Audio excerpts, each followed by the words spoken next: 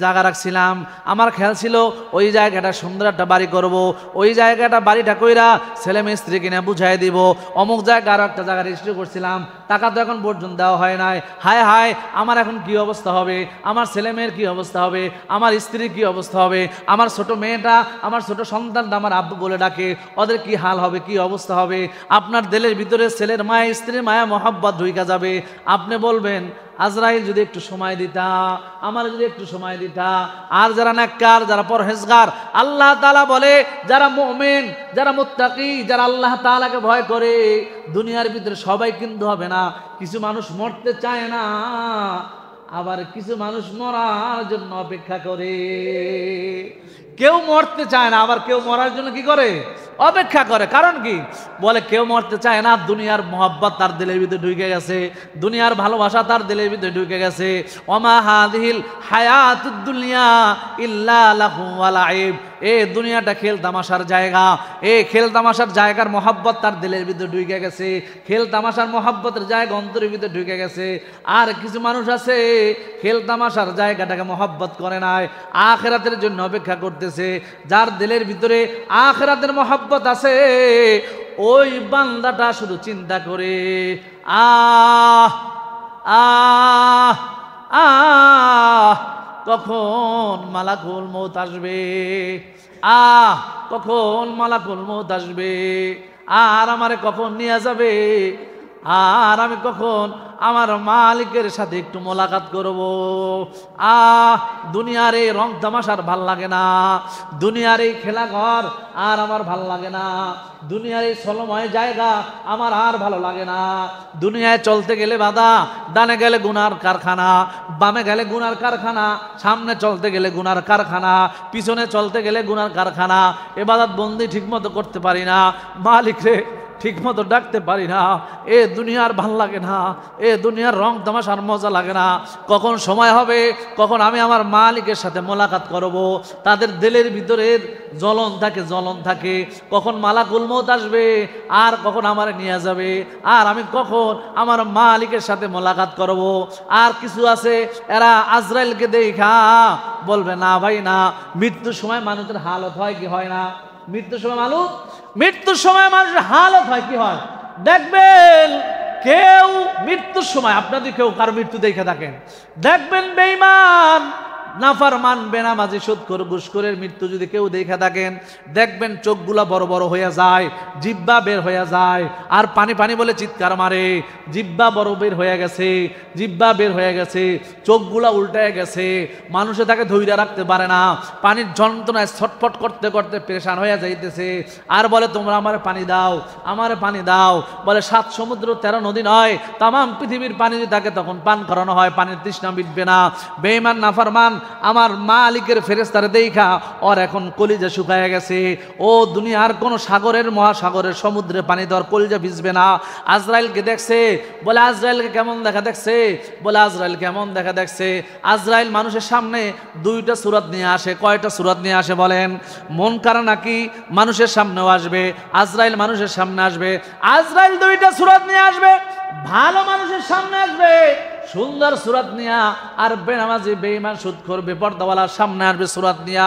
আজরাইল থাকবে, মাথা থাকবে আসমানে, পা থাকবে জমিনে। একটু চিন্তা করেন, আপনার সামনে যদি এরকম একটা মানুষ আসে যার মাথাটা আসমানে, পাটা জমিনে, তার ডান হাত মাগরিবে, বাম হাত মাশরিকে, চোখ 2টা বিশাল বড় বড়, নীল নদের মতো চক্ষু 2টা, নীল রঙের বিশাল বড় বড় চক্ষু, আর চক্ষু অনেক বিশাল বড়। যার মাথা আসমানে, পা জমিনে, তার চোখ 2টা কত বড় হইতে পারে? এই বিশাল বড় নীল বর্ণের চক্ষু, আর প্রত্যেকটা পশমের গোড়া দিয়ে দিয়া আগুনের হলকা বের হইতে থাকবে, আগুনের হলকা বের হইতে থাকবে। বলেন এই মানুষটাকে দেখা, এই ফেরেশতাকে দেখা দুনিয়ার কোনো মানুষের হুঁশ থাকার কথা নেই? হুঁশ থাকার কথা? হুঁশ থাকার কথা না। ও এই লোকটার দেখা, আজরাইলকে দেখা এ বান্দা পেরেশান হয়ে যাবে। আজরাইল বলবে চল, মালিকের অর্ডার হয়ে গেছে, বান্দা এখন যাইতে চাইবে না। বান্দা বুঝে ফেলবে, বান্দা বুঝবে এতদিন তো মালিকের পথে চলি নাই, এখন তো আমার সময় হয়ে গেছে, কারণ আমার মৃত্যু তো আমি দেখতে পাইতেছি। আজরাইল বলবে সময় দেওয়া যাবে না, বহু সময় দিছে, আর সময় দেওয়া যাবে না। আজরাইল কয়েকজন ফেরেশতা নিয়ে আসবে, ফেরেশতার বহর নিয়ে আসবে। ফেরেশতাদেরকে বলবে ওর রুহটা খেচতে খেচতে নিয়ে আয়, ওর রুহটা খেচতে খেচতে নিয়ে আসো। এই অন্য ফেরেশতারা আজরাইলের সাথে যে সাঙ্গপাঙ্গ থাকবে, এরা রুহটারে মাথার থেকে পিড়াইতে একদম পায়ের বুড়ির বৃদ্ধ আঙ্গুল পর্যন্ত আনবে।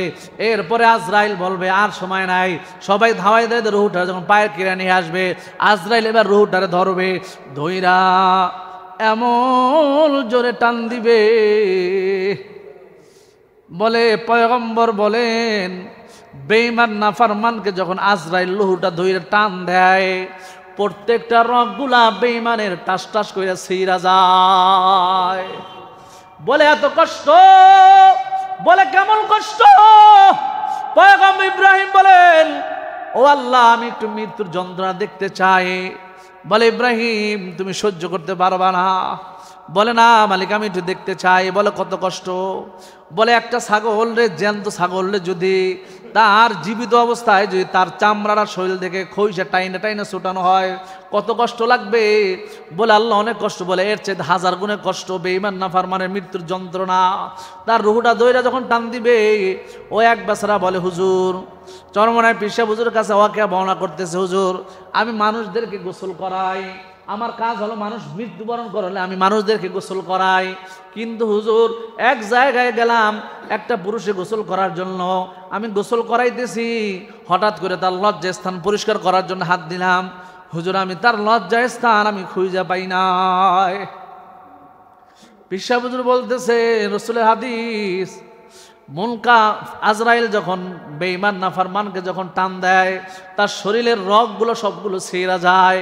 এমন হয় ওই টানের সাথে সাথে এমন জোরে টান মারে আজরাইল, তার পুরুষাঙ্গ সহ সবগুলো ভিতরে চইলা যায়। কত কষ্ট, কত কষ্ট, কত যন্ত্রণা।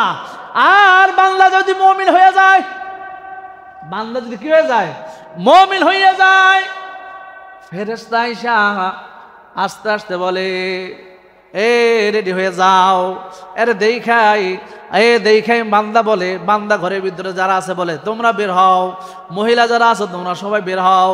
এরকম অনেক নজির আছে, হাজারা ঘটনা আছে। আল্লাহর বান্দা অসুস্থ বিছনায় পইরা রয়েছে, ঘরের ভিতরে মহিলা চারপাশে বসা, সবাই বলে তোমরা এখন বের হও। কেন? বলে তোমাদের কারণে আমার কাছে হুজুর আসতে পারতাছে না। আমি দেখতেছি আমার ঘর বাড়ি সব ঘরে হুজুর দিয়ে ভইরা গেছে, সাদা জুব্বা পরা পাগড়ি পরা হুজুর আমার ঘর বাড়ি ভইরা গেছে। তোমরা আমার থেকে চইলা যাও, আমার কাছ থেকে চইলা যাও, ওনাদের কাছ থেকে সুযোগ করে দাও, ওনাদের কাছ থেকে সুযোগ করে দাও। আসছে, সবাই বের হয়ে গেছে, ওই হুজুর আসছে।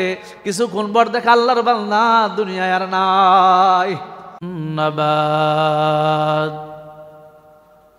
وقدر الأرزاق والأقوات وحفظ بالماكولات قوى الحيوانات وأعان على الطاعات والأعمال الصالحات بأكل الطيبات. ونشهد أن لا إله إلا الله وحده لا شريك له، لا ضد له ولا ند له ولا مثل له. ونشهد أن سيدنا وسندنا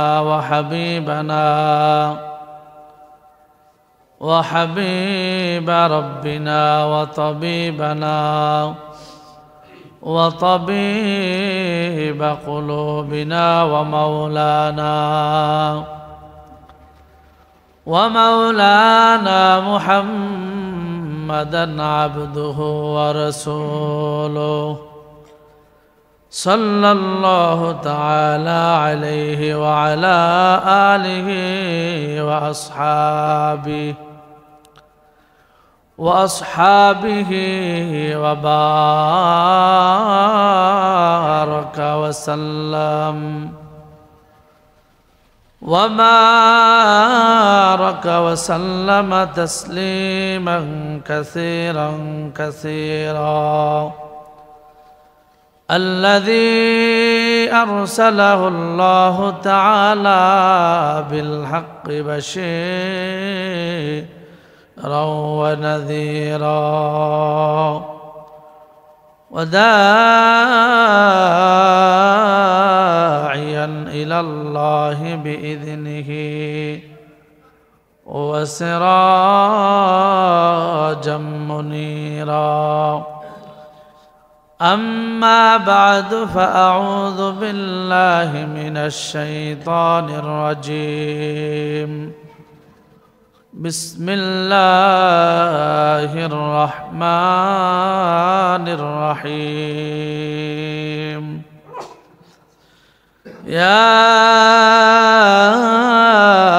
أيها الذين آمنوا اتقوا الله حق تقاته ولا تموتن إلا وأنتم مسلمون قال رسول الله صلى الله عليه وآله وسلم المسلم من سلم المسلمون من لسانه ويده أو كما قال عليه الصلاة والسلام وقال تعالى في شان حبيبه ومحبوبه ومعشوقه مخبرا وآمرا إن الله وملائكته يصلون على النبي يا أيها الذين آمنوا صلوا عليه وسلموا تسليما اللهم صل على محمد وعلى آل محمد كما صليت على إبراهيم وعلى آل إبراهيم إنك حميد مجيد اللهم بارك على محمد وعلى آل محمد كما باركت على إبراهيم وعلى آل إبراهيم إنك حميد مجيد لا إله لا إله لا إله إلا الله لا إله لا إله إلا الله لا إله إلا الله لا إله لا إله لا إله إلا الله محمد رسول الله صلى الله عليه وآله وسلم الحمد لله আল্লাহ পাক রব্বুল আলামিনের বান্দা জনাব মুহাম্মদ রাসূলুল্লাহ সাল্লাল্লাহু আলাইহি ওয়া আলিহি ওয়াসাল্লামের উম্মতগণ আল্লাহ পাক রব্বুল আলামিনের দরবারে লাখো কোটি শুকর ও সুজুদ যে আল্লাহ সুবহানাহু ওয়া তাআলা অত্যন্ত ভালোবেসে মহব্বত করে আমাদেরকে তার মহান হুকুম জুমার নামাজ পড়ার উদ্দেশ্যে তার ঘরে আসা এবং বসার তৌফিক দিলেন এজন্য সেই মহান স্রষ্টার দরবারে অন্তর থেকে আমরা সকলেই কালেমাতুশ শুকর আদায় করি আলহামদুলিল্লাহ লক্ষ কোটি দরুদ ও সালাম বিশ্ব মানবতার কান্ডারে বিশ্ব মানবতার মুক্তির দেশারে ইমামুল মুরসালিন জনাব মুহাম্মদ রাসূলুল্লাহ, সকলেই বলি সাল্লাল্লাহু আলাইহি ওয়া আলিহি ওয়াসাল্লামের উপর। সর্বোপরি শকর যে দয়াময় আমাদেরকে ভালোবেসে, যে প্রেমময় আমাদেরকে মহব্বত করে সুস্থতার সাথে তার ঘরে আসা এবং বসার তৌফিক দিলেন। এজন্য আরও একবার কালেমাত শুকর আদায় করি, আলহামদুলিল্লাহ। সময় কিন্তু বেশি নাই, কি বলেন? সময় কিন্তু বেশি নাই। অনেকে আমরা মনে করি আরো অনেক বাঁচব, মূলত বাঁচার সময় খুব কম। কারণ হায়াত নামের গাড়িটা চলতে চলতে মৃত্যু নামক স্টেশনে গিয়ে হাজির হওয়ার কাছাকাছি। হায়াত নামের গাড়িটা কোথায় যাচ্ছে? মৃত্যু নামের স্টেশনের দিকে যাচ্ছে। তো আপনি ভাবতে পারেন তো আরো অনেক বাঁচবো, না, আপনি আরো অনেক বাঁচবেন না। অতি তাড়াতাড়ি মৃত্যুর দিকে আপনি আগাইতেছেন। অতি তাড়াতাড়ি আমার হায়াত নামের গাড়িটা মৃত্যুর স্টেশনের দিকে যাচ্ছে। কিন্তু আমাদের ভিতরে উপলব্ধি নাই, আমরা বুঝি না।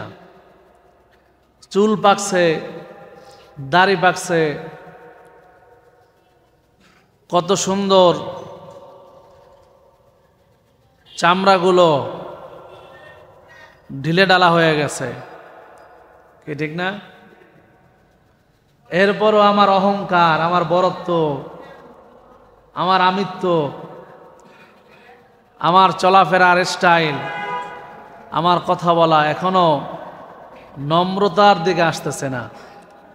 আমি যে মারা যাব, আমি যে মরব, আমার যে মৃত্যুবরণ করা লাগবে, আমার নরম হইতে হবে, আমার আমলের লাইন আরো আগাইতে হবে। কিন্তু হ্যাঁ, মুরব্বীরা যে আগে মরবেন এরকম কোনো নির্দিষ্ট নাই, আছে নাকি? তবে দেখা দৃষ্টিতে মুরব্বীরা আগে মরে, ঠিক না? এটা একটা উসুল মানুষের, মানুষ ধারণা করে যে মুরব্বীরা আগে মরবে, কিন্তু আসলে মৃত্যুর কোনো কি নাই, গ্যারান্টি নেই যে মুরব্বী আগে মরবে তারপরে যুবক যাবে। কিন্তু মুরব্বী হওয়ার সাথে সাথে আল্লাহ তাআলা বান্দারে মৃত্যুর জন্য চিঠি পাঠায় দিছে। কি পাঠায় দিছে? চিঠি পাঠায় দিছে। পয়গম্বর দাউদ আলাইহিস সালাম সম্ভবত আজরাইল যখন আসছেন, আয়েশা বলছে আপনাকে নেওয়ার জন্য আসছি, চলেন। কয় তুমি আসবা, আমারে নিবা, আমার একটু আগে যদি জানাইতা, ইনফরমেশন করতা, তাহলে না একটু আগে একটু ভালো করে প্রস্তুতি নিতাম। কয় আপনাকে তো দেওয়া হয়ে গেছে।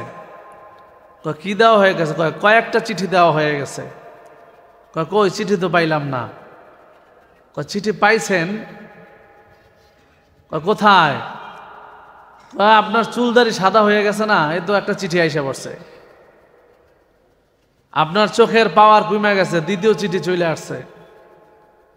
আপনার যৌবন কমে গেছে, তৃতীয় চিঠি এসে গেছে। তা আর কত চিঠি দেব? মাওলা তো চিঠি পাঠাইছে আপনারে। তো আমাদের কাছেও চিঠি আসছে নি, কি আসছে নি? চুলদারি সাদা হয়ে গেছে, তার মানে কি মৃত্যু অতি নিকটে চলে আসছে।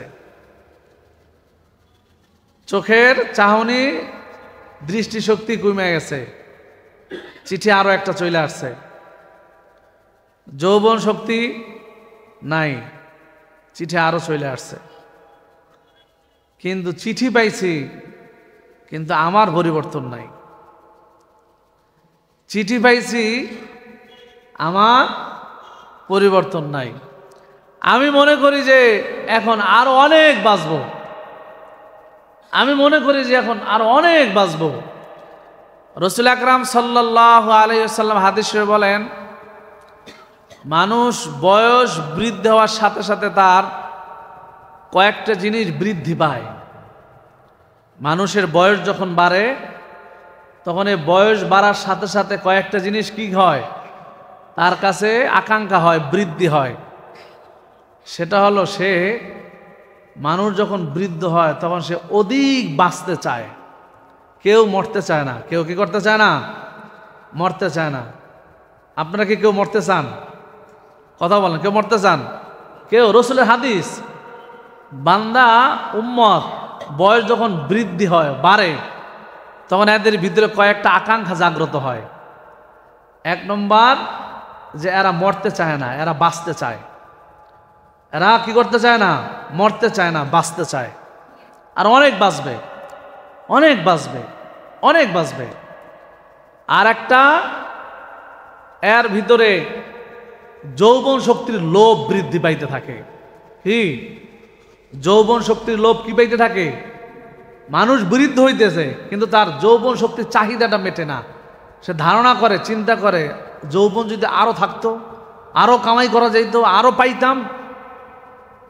এটা মানুষের কি চাহিদা বয়স বাড়ার সাথে সাথে। তারপরে মানুষের ধন সম্পদ, এটা সে আরো চায়। বয়স যত বাড়ুক কিন্তু ধন সম্পদ চায়, আরো হইতো, আরো হইতো। রাসূল কারীম সাল্লাল্লাহু আলাইহি ওয়াসাল্লাম বলেন যে বান্দার মুখ ভরা যাবে না দুনিয়ার কোন সম্পদ দিয়া, যতক্ষণ পর্যন্ত তার মুখের ভিতরে ছাই না ঢুকাই দেওয়া হবে, মাটি না ঢুকাই দেওয়া হবে। উম্মতের মুখ ধন সম্পদ টাকা পয়সা কিছুতেই কি হবে না, শেষ হবে না, ভরা আরো লাগবে, আরো লাগবে, আরো লাগবে। হ্যাঁ, তার মুখ ভরবে যখন তার মুখের ভিতরে মাটি গিয়া ভরবে। মাটি দিয়া ভরার পরে এর মুখ তখন শান্ত হবে যে না, আর এখন ভরছে। কিন্তু বাঁচতে আরো লাগবে, আরো লাগবে, আরো লাগবে। বাড়ি একটা আছে, আর একটা দরকার। দুইটা হয়েছে, আর একটা দরকার। তিনটা হয়েছে, আর একটা দরকার। চারটা হয়েছে, আর একটা দরকার। জায়গা এখানে আছে, আর এক জায়গা দরকার। এখানে আছে, আর এক জায়গা দরকার। এখানে হয়েছে, এখন একটু শহরের ভিতরে দরকার। শহরের ভিতরে হয়েছে গুলশানে দরকার, গুলশানে হয়েছে বসুন্ধরায় দরকার, অমুক সিটিতে দরকার, ওখানে দরকার। বাংলাদেশে হয়েছে এখন একটু ভারতে দরকার, ভারতে হয়েছে আমেরিকা দরকার, আমেরিকায় হয়েছে কানাডায় দরকার, কানাডা হয়েছে সিঙ্গাপুরে দরকার। দরকার কিনা? চাহিদা কারো কি নাই? যত বাড়তেছে তখন সে আরো বাহিরে যাইতেছে, আরো দরকার, আরো দরকার, আরো দরকার। তার চাহিদা মিটতেছে না। কথা হলো, কিন্তু বান্দা এটা করে না যে আমার সময় কিন্তু বেশি নাই। সময় কিন্তু কি নাই? সময় কিন্তু বেশি নাই। হায়াত নামের গাড়ি কোথায় যাচ্ছে? মৃত্যু নামক স্টেশনের দিকে যাচ্ছে। হায়াত নামের গাড়ি কোথায় যাচ্ছে? মৃত্যু নামক স্টেশনের দিকে যাচ্ছে। মালিক মৃত্যু নামক স্টেশনের দিকে যাবে, কাছাকাছি চলে আসবে, আলামত আপনার কাছে আসতেছে, আপনি বুঝতেছেন না। কেমনে আপনি বুঝবেন? আপনি গাড়িতে উঠছেন, চট্টগ্রাম যাবেন, উঠে আপনি এক ঘুম দিলেন, কি আপনার পেরেশানি নাই, টেনশন নাই, ঘুমাই গেলেন। কিছু মানুষ আছে অপেক্ষা করতেছে। কি করতেছে বলেন? আমার কাজ আছে, তাড়াতাড়ি, কখন, কত দূর আসলো, কত দূর আসলো, কত দূর আসলো, হইলো, কোন পর্যন্ত আসছেন, বারবার জিজ্ঞাসা করে। এই সুপারভাইজার কোন জায়গায় আসছেন, কত দূর আসছেন?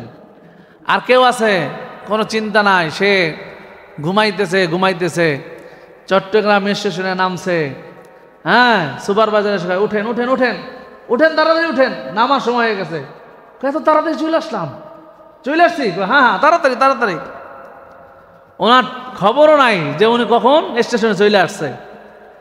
আর যার ভিতরে পেরেশানি আছে, যার কাজ আছে, সে বারবার ঘুম আসে না। তার কি আসে না? ঘুম আসে না। কারণ সে জিজ্ঞাসা করে কোন পর্যায়ে আসলাম, কত দূর আসলাম, কখন যায় বুঝবো।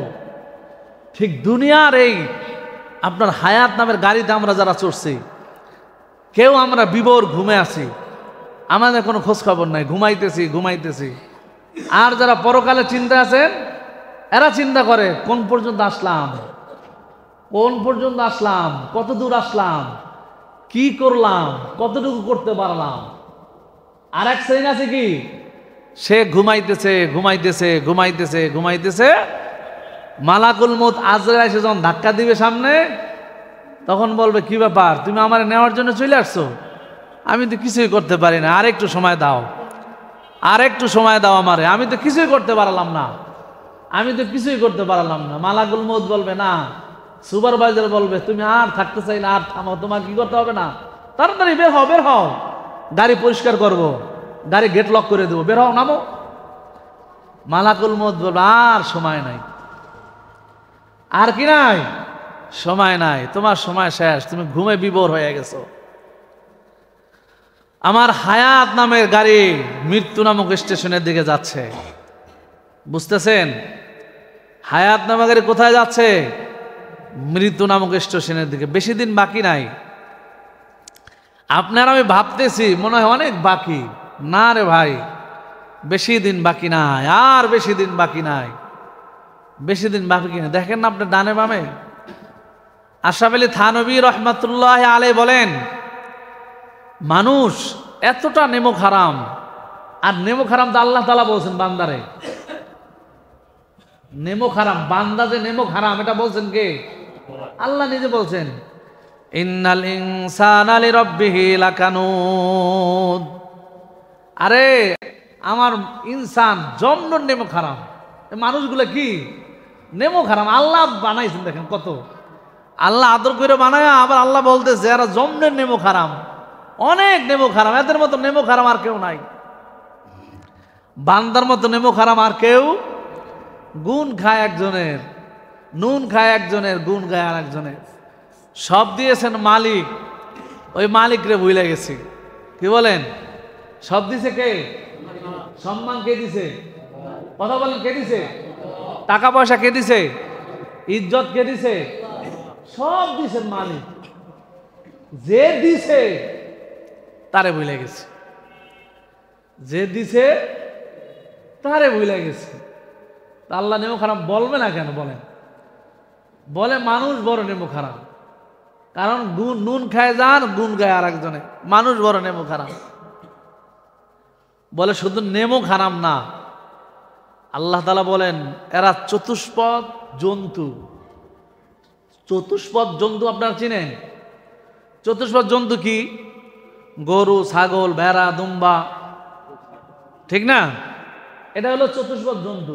আল্লাহ বলেন না, চতুষ্পদ জন্তু না, বালহুম আদল, এর চাইতেও নিকৃষ্ট।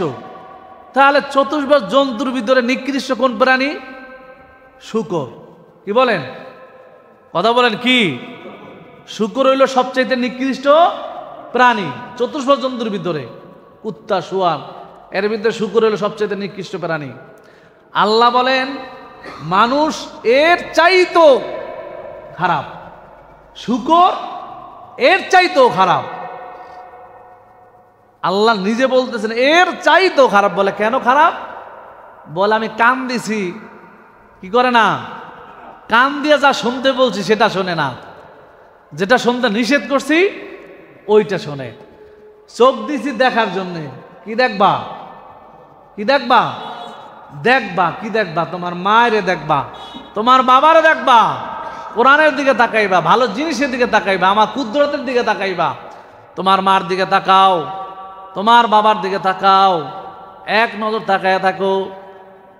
বলে এক নজর তাকায় থাকো। এ বান্দা, বাইতুল্লাহ তুমি যাও, লক্ষ লক্ষ টাকা খরচ কইরা বাইতুল্লাহ যাইবা।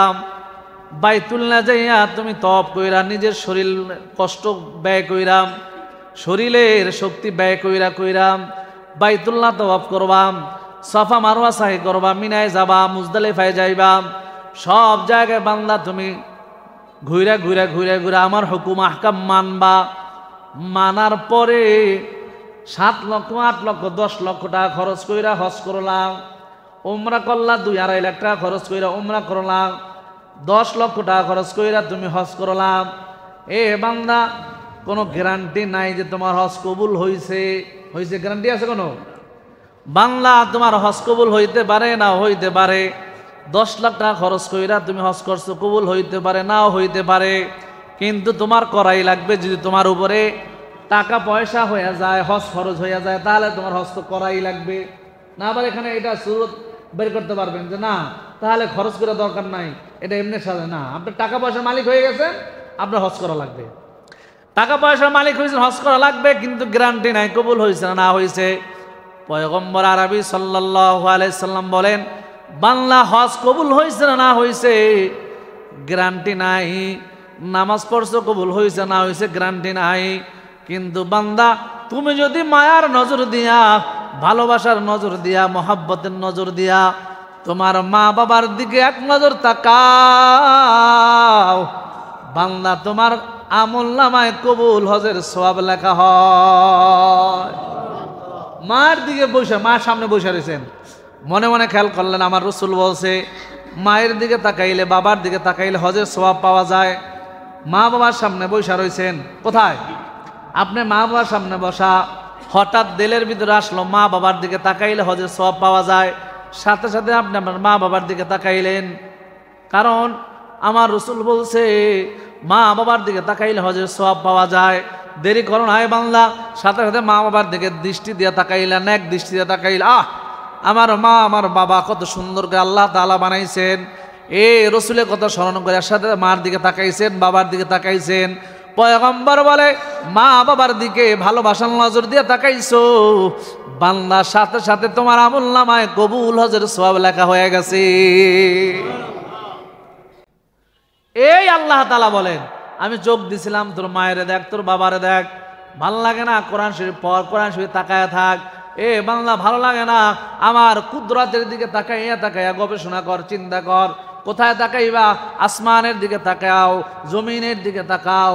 একটা ফল হাতে নিয়া, আপেলটা হাতে নিয়া বল আল্লাহ। ওলামায়ে কেরামদের কাছে শুনছি জান্নাতে তুমি আপেল দিবা, একটা আপেলের ভিতরে 70 রকম মজা দিবা। ও মালিক, এত সুন্দর আপেল, দুনিয়ার ভিতরে কত রং বিরঙের আপেল বানায় রাখলা, জান্নাতের ভিতরে যে আপেলটা দিবা ওই আপেলটা আবার কেমন হবে যে 70 রকম মজা থাকবে শুধু একটা আপেলের ভিতরে। আল্লাহ, এই দুনিয়ার আপেলটাই দে এত মজা। দুনিয়ার আপেলের মাথার দিকে এক কালার, পেটের ভিতরে আর এক কালার, নিচের দিকে আর এক কালার। এত সুন্দর একটা আপেল, এত সুন্দর কালার, এত সুন্দর মজা, কয়েক রকম আপেলের ভিতরে কয়েক রকম স্বাদ। আয় আল্লাহ, আপেলটারে কত সুন্দর করে বানাইছো। আল্লাহ তাআলা বলে বান্দা আপেলটা নিয়ে চিন্তা কর, বান্দা একটা ফল নিয়ে চিন্তা কর, একটা ফুল নিয়ে চিন্তা কর, একটা মাছ নিয়ে চিন্তা কর। ইলিশ মাছটা পাইছো, খানা খাইতে পারছো, ইলিশ মাছটার দেখে দেখে চিন্তা কর আল্লাহ, জান্নাতে একটা মাছের ভিতরে তুমি 70 রকম মজা লাগাই দিবা। ইলিশ মাছের ভিতরে তুমি কতটা মজা লাগাই দিছো। মাছের মাথায় এক মজা, মাছের মস্তকে আর এক মজা, পিঠের মাছে এক মজা, কোলের মাছে আর এক মজা, ডিমের ভিতরে এক মজা, আতুরির ভিতরে আর এক মজা, ল্যাঞ্জার ভিতরে আর এক মজা। ইলিশ মাছ আছে না নাই? এত একটা মাছের ভিতরে তুমি এত মজা লাগায় রাখছো। ও মালিক, জান্নাতের ভিতরে এত নিয়ামত দিবে, একটা মাছের ভিতরে 70 রকম মজা দিবা। বলে হ্যাঁ দিব যে, বলে কেমন মজা? বান্দা আপেল নিবে, আপেলটা নিয়ে মুখে দিবে, কামড় দিবে, এত সুন্দর স্বাদ। এক কামড়ে এক ছাদে বান্দা তার জীবনে যত ফল খাইছে সমস্ত ফলের স্বাদ জান্নাতে যাই এক কামড়ের ভিতরে স্বাদে সব স্বাদ ভুইলা যাবে। এত স্বাদ, এত স্বাদ। বলে দ্বিতীয় কামড় যখন দিবে, প্রথম বান্দা যে স্বাদটা পাইছে দেখবে ওই স্বাদের চাইতে এই স্বাদটা তো আরো মজা। দ্বিতীয় প্রথম স্বাদ ভুলে গেছে, প্রথম স্বাদের সামনে কিছুই না। বান্দা যত কামড়াবে তত মজা লাগবে, যত কামড়াবে তত মজা লাগবে, যত কামড়াবে তত মজা লাগবে। আমার মালিক বান্দার জন্য সাজায় রাখছে জান্নাতের ভিতরে ওই ফল।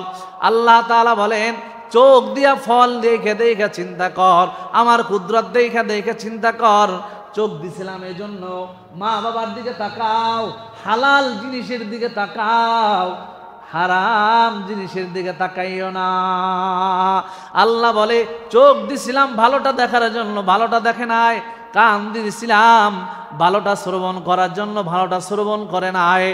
অন্তর দিছিলাম, অন্তর দিয়া ভালোটা নিয়ে গবেষণা করবে, চিন্তা করবে, করে নাই।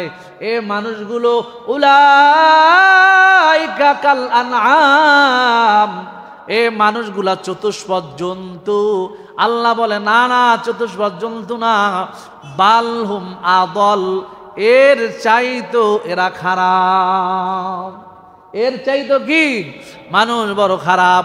আপনাদেরকে বুঝাইতেছিলাম আমার হায়াত নামের গাড়িটা চলতে চলতে চলতে চলতে চলতে চলতে মৃত্যু নামক স্টেশনের কাছাকাছি চলে আসছে।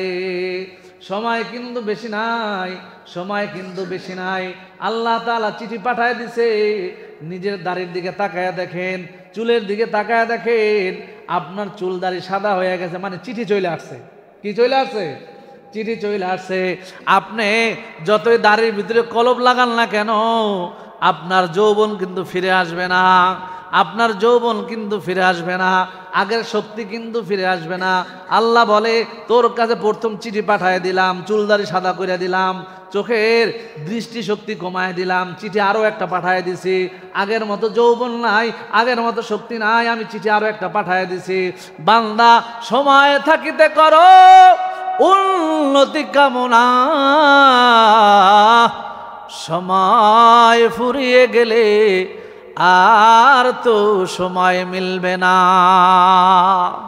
সময় থাকতে সময়ের কদর কর, সময় ফুরিয়ে গেলে আর সময়ে মিলবে, বলেন মিলবে? মালাকুল মউত আইসা যখন, আজরাইল আইসা যখন ধাক্কা দিবে, এই জন্য আয়াতে বলছিলাম আল্লাহ তাআলা বলেন হে মুমিনেরা, এ মুমিনেরা আল্লাহ তাআলাকে ভয় করো। কাকে ভয় করবেন? আরো জোরে বলেন কাকে?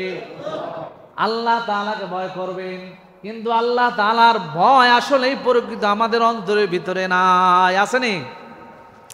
আপনাদের কথা কি বলবো, আমি আলেম মানুষ, আমি মুফতি সাহেব মানুষ, আমি হাফেজ সাহেব মানুষ, আমি খতিব সাহেব মানুষ। আপনাদের সামনে যখন নামাজে দাঁড়াই তখন সুন্দর করে নামাজ পড়ি, ঘরের ভিতরে যখন নামাজ পড়ি তত তাড়াতাড়ি করে নামাজ পড়ি। তার মানে বোঝা গেল আমি মুফতি সাহেব আপনাদেরকে দেখাইবার জন্য নামাজ পড়ি, আসলে নামাজের ভিতরে আমার মালিকের মহব্বত নাই, ঠিক না? আমি আপনাদের সামনে কত সুন্দর করে চলাফেরা করি, আমি আপনাদের সামনে চাই আমার কোনো দোষ ধরা না পড়ে, কিন্তু গোপনে গোপনে আমি কত অন্যায় করে আপনারা জানেনও না। যদি জানতেন আপনারা আমার কি মসজিদেও রাখতেন না। এত অন্যায় করেন আপনি গোপনে গোপনে, আপনারা আমরা ইমাম সাহেব হিসেবে রাখবো না, খোদা হিসেবে রাখবো না। কিন্তু দেখেন আসলে আমরা মালিকরে ভয় করি না। ভয় আসলে আমরা কি করি না? করি না। যদি মালিকরে ভয় করতাম, যদি মালিকরে ভয় করতাম, এখানে আপনাদেরকে জিজ্ঞাসা করি কারা কারা মৃত্যুর জন্য প্রস্তুত আছেন? হয়তো দুই একজন অ্যান্সার দিবেন হ্যাঁ এখন এখন মৃত্যুবরণ হবে আপনার। মালাকুল মউত আজরাইল আইসা বলবে তুমি রেডি হয়ে যাও, দেল থেকে বলবেন, চুপ থাকবেন, নয়তো কথা বলা। আমি জিজ্ঞাসা করতেছি না আপনাদেরকে, মানে বুঝাইতেছি, আপনারা চুপ থাকবেন। এখন যদি মালাকুল মউত আইসা বলে চলো আমি চলে আসছি তোমাকে নিয়ে যাওয়ার জন্য, কয়জন আমরা জায়গা রাখছিলাম, আমার খেয়াল ছিল ওই জায়গাটা সুন্দর একটা বাড়ি করব, ওই জায়গাটা বাড়িটা কইরা ছেলে মেয়ে স্ত্রী কিনে বুঝাই দিব, অমুক জায়গায় আরো একটা জায়গা রেজিস্ট্রি করছিলাম, টাকা তো এখন পর্যন্ত দেওয়া হয় নাই। হায় হায় আমার এখন কি অবস্থা হবে, আমার ছেলে মেয়ের কি অবস্থা হবে, আমার স্ত্রীর কি অবস্থা হবে, আমার ছোট মেয়েটা, আমার ছোট সন্তানটা আমার আব্বু বলে ডাকে, ওদের কি হাল হবে, কি অবস্থা হবে। আপনার দিলের ভিতরে ছেলের মায়া, স্ত্রীর মায়া, মহাব্বত ঢুইকা যাবে। আপনি বলবেন আজরাইল যদি একটু সময় দিতা, আমার যদি একটু সময় দিতা। আর যারা নেককার, যারা পরহেজগার, আল্লাহ তাআলা বলে যারা মুমিন, যারা মুত্তাকি, যারা আল্লাহ তাআলাকে ভয় করে, দুনিয়ার ভিতরে সবাই কিন্তু হবে না। কিছু মানুষ মরতে চায় না, আবার কিছু মানুষ মরার জন্য অপেক্ষা করে। কেউ মরতে চায় না, আবার কেউ মরার জন্য কি করে? অপেক্ষা করে। কারণ কি? বলে কেউ মরতে চায় না, দুনিয়ার মহব্বত তার দিলের ভিতরে ঢুকে গেছে, দুনিয়ার ভালোবাসা তার দিলের ভিতরে ঢুকে গেছে। ওমা হাদিহিল হায়াতুদ দুনিয়া ইল্লা লাহু ওয়া লাইব, এই দুনিয়াটা খেল তামাশার জায়গা, এই খেল তামাশার জায়গার মহব্বত তার দিলের ভিতরে ঢুকে গেছে, খেল তামাশার মহব্বতের জায়গা অন্তরের ভিতরে ঢুকে গেছে। আর কিছু মানুষ আছে খেল তামাশার জায়গাটাকে মহব্বত করে নাই, আখিরাতের জন্য অপেক্ষা করতেছে। যার দিলের ভিতরে আখিরাতের মহব্বত আছে, ওই বান্দাটা শুধু চিন্তা করে আহ আহ আহ কখন মালাকুল মউত আসবে, কখন মালাকুল মউত আসবে, আর আমারে কখন নিয়ে যাবে, আর আমি কখন আমার মালিকের সাথে একটু মোলাকাত করব। দুনিয়ার এই রং তামাশার ভাল লাগে না, দুনিয়ার এই খেলাঘর আর আমার ভাল লাগে না, দুনিয়ার এই ছলময় জায়গা আমার আর ভালো লাগে না। দুনিয়ায় চলতে গেলে বাধা, ডানে গেলে গুনার কারখানা, বামে গেলে গুনার কারখানা, সামনে চলতে গেলে গুনার কারখানা, পিছনে চলতে গেলে গুনার কারখানা। ইবাদত বন্দি ঠিক মতো করতে পারি না, মালিক রে ঠিক মতো ডাকতে পারি না। এ দুনিয়ার ভাল লাগে না, এ দুনিয়ার রং তামাশার মজা লাগে না। কখন সময় হবে, কখন আমি আমার মালিকের সাথে মোলাকাত করব। তাদের দিলের ভিতরের জ্বলন থাকে, কখন মালাকুল মউত আসবে, আর কখন আমার নিয়ে যাবে, আর আমি কখন আমার মালিকের সাথে মোলাকাত করব। আর কিছু আছে এরা আজরাইলকে দেখা বলবে না ভাই না, মৃত্যুর সময় মানুষের হালত হয় কি হয় না? মৃত্যুর সময় মানুষের হালত হয় কি হয়? দেখবেন কেউ মৃত্যুর সময়, আপনাদের কেউ কারো মৃত্যু দেখে থাকেন, দেখবেন বেঈমান, নাফরমান, বেনামাজি, সুদখোর, ঘুষখোরের মৃত্যু যদি কেউ দেখে থাকেন, দেখবেন চোখগুলা বড় বড় হয়ে যায়, জিহ্বা বের হয়ে যায়, আর পানি পানি বলে চিৎকার মারে। জিহ্বা বড় বের হয়ে গেছে, জিহ্বা বের হয়ে গেছে, চোখগুলা উল্টে গেছে, মানুষে তাকে ধৈর্য রাখতে পারে না, পানির যন্ত্রণায় ছটফট করতে করতে পেরেশান হয়ে যাইতেছে। আর বলে তোমরা আমার পানি দাও, আমার পানি দাও। বলে 7 সমুদ্র 13 নদী নয়, তাম পৃথিবীর পানি যদি তাকে তখন পান করানো হয়, পানির তৃষ্ণা মিটবে না। বেঈমান নাফরমান আমার মালিকের ফেরেশতারে দেখা ওর এখন কলিজা শুকায় গেছে। ও দুনিয়ার কোন সাগরের, মহাসাগরের, সমুদ্রে পানি দেওয়ার কলিজা ভিজবে না। আজরাইলকে দেখছে, বলে আজরাইলকে কেমন দেখা দেখছে, বলে আজরাইল কেমন দেখা দেখছে। আজরাইল মানুষের সামনে 2টা সূরত নিয়ে আসে। কয়টা সূরত নিয়ে আসে বলেন? মুনকার নাকি মানুষের সামনেও আসবে, আজরাইল মানুষের সামনে আসবে। আজরাইল 2টা সূরত নিয়ে আসবে, ভালো মানুষের সামনে আসবে সুন্দর সূরত নিয়া, আর বেনামাজি, বেঈমান, সুদখোর, বেপরদাওয়ালার সামনে আসবে সূরত নিয়া। আজরাইল থাকবে, মাথা থাকবে আসমানে, পা থাকবে জমিনে। একটু চিন্তা করেন, আপনার সামনে যদি এরকম একটা মানুষ আসে যার মাথাটা আসমানে, পাটা জমিনে, তার ডান হাত মাগরিবে, বাম হাত মাশরিকে, চোখ 2টা বিশাল বড় বড়, নীল নদের মতো চক্ষু 2টা, নীল রঙের বিশাল বড় বড় চক্ষু, আর চক্ষু অনেক বিশাল বড়, যার মাথা আসমানে, পা জমিনে, তার চোখ 2টা কত বড় হইতে পারে? এ বিশাল বড় নীল বর্ণের চক্ষু, আর প্রত্যেকটা পশমের গোড়া দিয়ে দিয়া আগুনের হলকা বের হইতে থাকবে, আগুনের হলকা বের হইতে থাকবে। বলেন এই মানুষটাকে দেখা, এই ফেরেশতাকে দেখা দুনিয়ার কোনো মানুষের হুঁশ থাকার কথা নেই? হুঁশ থাকার কথা না। ও এই লোকটার দেখা, আজরাইলকে দেখা এ বান্দা পরেশান হয়ে যাবে। আজরাইল বলবে চল, মালিকের অর্ডার হয়ে গেছে, বান্দা এখন যাইতে চাইবে না। বান্দা বুঝে ফেলবে, বান্দা বুঝবে এতদিন তো মালিকের পথে চলি নাই, এখন তো আমার সময় হয়ে গেছে, কারণ আমার মৃত্যু তো আমি দেখতে পাইতেছি। আজরাইল বলবে সময় দেওয়া যাবে না, বহু সময় দিছে, আর সময় দেওয়া যাবে না।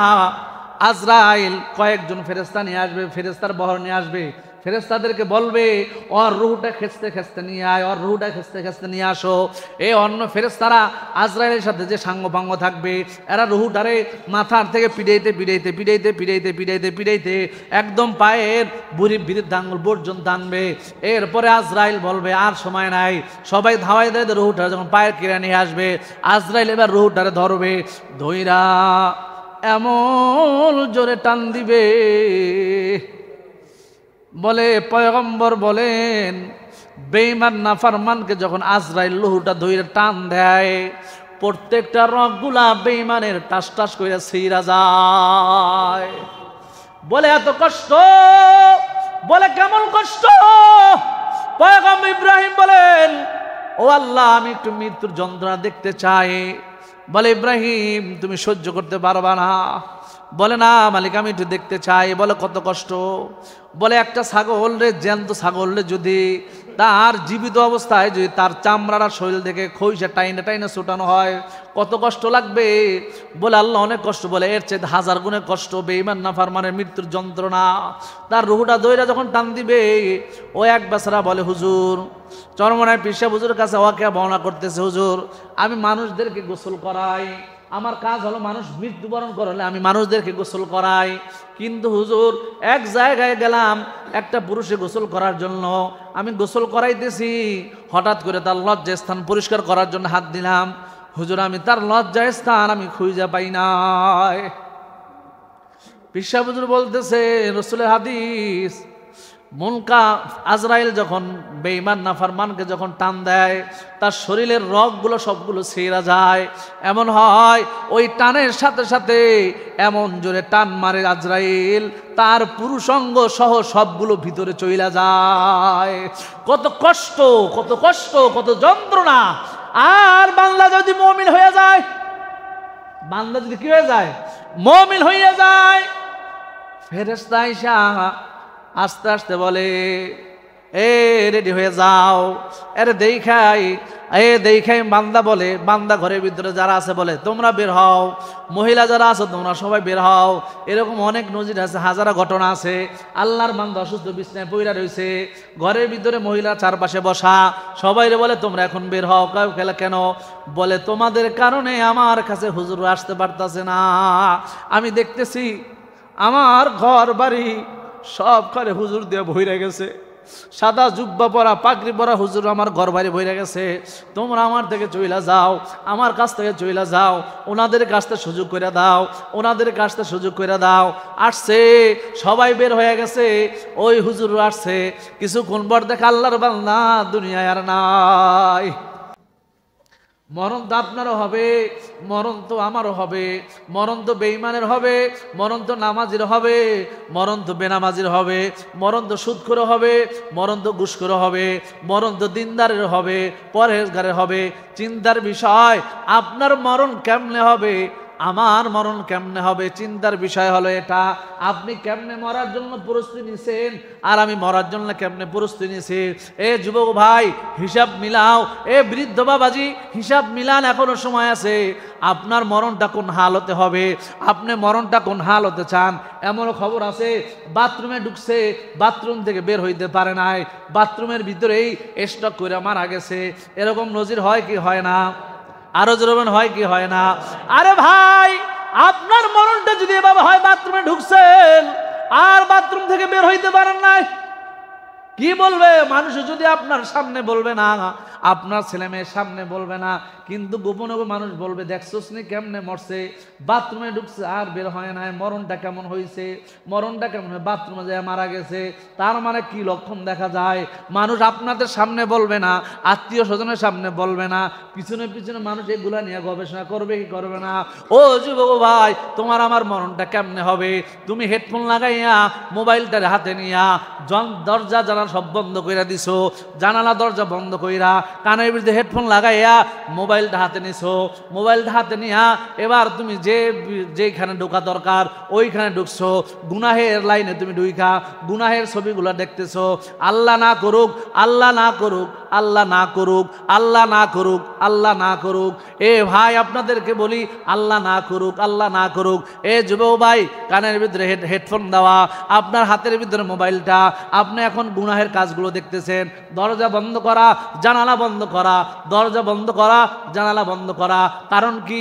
দরজা লাগাইছেন, জানালা লাগাইছেন, দুনিয়ার কোনো মানুষ যেন না দেখে আপনি গুনাহ করতেছেন, দুনিয়ার কোনো মানুষ যেন না দেখে, আপনার মা যেন না দেখে, আপনার বাবা যেন না দেখে যে আপনি মোবাইলে গুনাহ করতেছেন। এটা থেকে বাঁচার জন্য তো দরজা জানালা লাগাই দিয়েছেন। এ যুবক ভাই আল্লাহ না করুক, আল্লাহ না করুক, আল্লাহ না করুক, ওই রাত্রে যদি আপনার কানের ভিতরে হেডফোন লাগানো, আপনার মোবাইলটা হাতের ভিতরে গুনাহের কাজ চলতেছে, এমন অবস্থায় যদি আপনার কাছে মালাকুল মউত এসে হাজির হয়ে যায়, আজরাইল এসে হাজির হয়ে যায়, এ যুবক মোবাইল বন্ধ করার সময় পাইবে না, কান থেকে হেডফোন খোলার সময় পাইবে না। মালাকুল মউতকে দেখা তোমার তো রুহুই হুশ থাকবে না, মোবাইলটা পড়ে যাবে জমিনে, মোবাইলের ভিতরে নর্তকীদের গান, নর্তকীদের যা কিছু আছে এগুলো বাজতে থাকবে। সকাল যখন হবে তোমার মা তোমার ঘরের দরজায় গিয়ে নক করবে, বাবা ওঠ, বাবা ওঠ, দরজা খোল, দরজা খোল, দরজা খোল। কিন্তু মা দেখবে দরজা খোলে না, দরজা খোলে না। মায়ের ভিতরে ভয় লেগে যাবে, মা বাবারে ডাকবে, ভাইদেরকে ডাকবে, আসো তাড়াতাড়ি আসো, দরজা কেন খোলে না? তো প্রতিদিন তাড়াতাড়ি উঠে সবাই দরজা ভাঙা ভিতরে যাবে।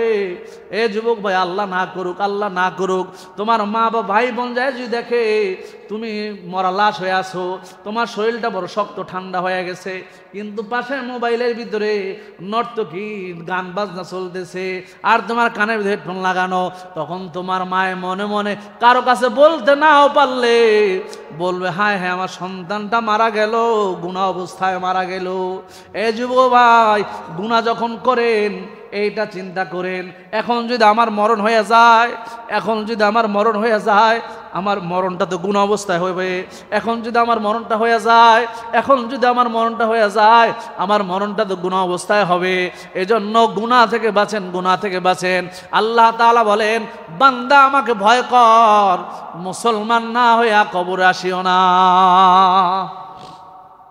মুসলমান না হইয়া কবরে যাইও না। তা মুসলমান হওয়া দরকার আছে না নাই?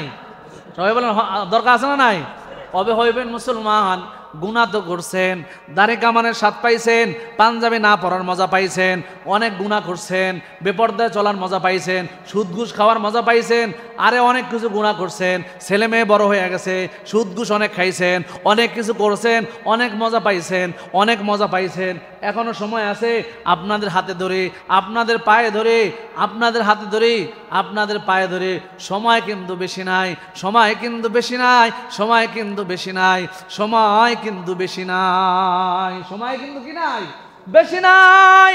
দুনিয়ার মায়া দিলের ভিতরে ঢুকছে, দুনিয়ার মায়া, দুনিয়ার মোহাব্বত, স্ত্রীর মায়া, ছেলের মায়া, মেয়ের মায়া, বন্ধুর মায়া, বান্ধবীর মায়া, দুনিয়ার মায়া আমার দিলের ভিতরে ঢুকাইছে, যার কারণে এখন আর দিনের পথে চলতে ভয় পাই। আরে এই কাজটা করলে অমুকে কি বলবে, আমার স্ত্রী কি বলবে, আর অমুকে কি বলবে, এরে ভাই কে কি বলবে সেটা তো দেখার বিষয় না, আমার মালিক কি বলবে, কিয়ামতের ময়দানে আমার রসুল কি বলবে, বান্দা আয়, না রসুল বলবে সোহকান, কিয়ামতের ময়দানে আমার রসুল কি বলবে, বান্দা আয়, নাকি বলবে বান্দা সোহকান দূর হয়ে যা। ওই দিন আপনার কোনটা দরকার? কিয়ামতের ময়দানে আপনাকে রসুল ডাইকে আপনাকে নিয়ে হাউজে কাউসের পানি দিয়ে বলবে খা, পানিটা ভালো কর, নাকি আমাকে দেখা বলবে সোহকান সোহকান দূর হয়ে যা, দূর হয়ে যা, তোর মত উম্মত আমার প্রয়োজন নাই। আপনার কোনটা দরকার? কিয়ামতের ময়দানে যদি রসুল বলে আয় আমার হাত হাউজে কাউসের পানি পান কর, এটা দরকার, নাকি এটা দরকার যে রসুল বলবে সকাল সকাল দূর হয়ে যা, তোর মত উম্মত আমার প্রয়োজন নাই? ওই দিন যদি আপনার রসুলের হাউজে কাউসের পানি দরকার হয়, দুনিয়ার স্ত্রী, ছেলে মেয়ে, বন্ধু বান্ধবী, আমার মা বাবা, আমার আপনজন না কে কি বলে সেটা আমার দেখার সময় নয়। আমি দেখব আমার মালিক খুশি কিনা, আমার রসুল আমার উপরে খুশি কিনা। আমার দুইজন খুশি থাকলে দুনিয়ার সবাই বেজার হয় হোক, তাতে আমার কোনো আসে যায় না। আমার ইন্তেকালের পরে, আমার ইন্তেকালের পরে, আমি কবরে যাওয়ার পরে দুনিয়ার সব মানুষগুলা যদি আমার কবরের উপরে ফুলের মালা দেয়, তাতে আমার কিছু আসবে যাবে না। আমার মালিক যদি আমার উপরে নারাজ হয়ে যায়, আর আমি কবরে যাওয়ার পরে আমার মালিক যদি আমার কবরের ভিতরে জান্নাতের বিছানা বিছাইয়া দেয়, আর দুনিয়ার মানুষগুলো যদি আবার কবরের উপরে জুতা মারে, থুথু মারে, মানুষ আমার যদি বকাঝকা করে, তাতে আমার কোনো আসে যায় না। কারণ আমি কবরে যাওয়ার পরে আমার মালিক আমার কবরের ভিতরে জান্নাতের বিছানা বিছাইয়া দিছে। দুনিয়ার মানুষ এখন আমারে কে থুথু দেয়, কে কে আমার জুতা মারে, এটা আমার দেখার বিষয় না, কারণ আমার মালিক আমার কবরে আমাকে জান্নাতের বিছানা বিছাইয়া দিছে। এইটা দরকার, কি মানে ঠিক না? এজন্য মুসলমান হওয়া দরকার, আছে না নাই? বলেন আছে না নাই? আল্লাহ তাআলা আমাদের সবাইকে খাঁটি মুসলমান হওয়ার তৌফিক দান করে, বলেন আমিন। আর বলে আমিন। জুমার দিন আজান হওয়ার সাথে সাথে আমরা সবাই মসজিদে চলে আসবো। একটা দিন, সপ্তাহে একটা দিন